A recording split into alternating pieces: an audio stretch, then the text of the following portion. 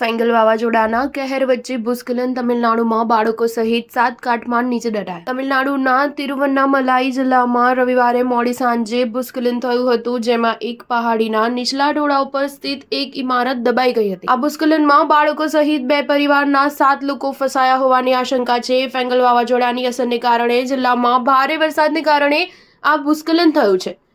જિલ્લા collector D Bhaskar પાંડિયને જણાવ્યું હતું કે ઘરની અંદર ફસાયેલા લોકોમાં 5 બાળકો હતા. સ્થાનિક પોલીસ, એસડીઆરએફ અને એનડીઆરએફની ટીમ કાટમાળ નીચે દટાયેલા લોકોનું રેસ્ક્યુ કરી રહી છે.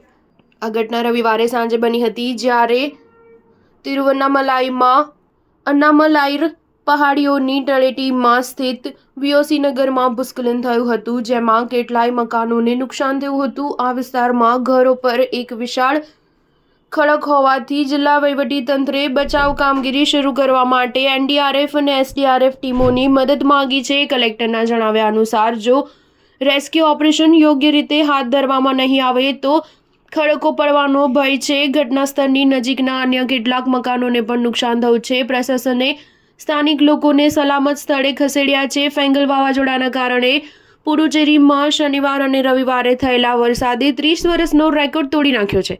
શનિવારે પુડુચેરી પહોંચેલું ફેંગલ વાવાઝોડું રવિવારે નબળું પડ્યું હતું. જો કે તેની અસરને કારણે કેન્દ્ર શાસિત પ્રદેશમાં મુસળધાર વરસાદને કારણે સામાન્ય જીવન ખોરવાઈ ગયું હતું અને સેનાને પૂરના રસ્તાઓ પર ફસાયેલા લોકોને બચાવવા માટે આગળ વધવું પડ્યું હતું. સ્ટાર ન્યૂઝ 7 હંમેશા સચ્ચાઈની સાથે.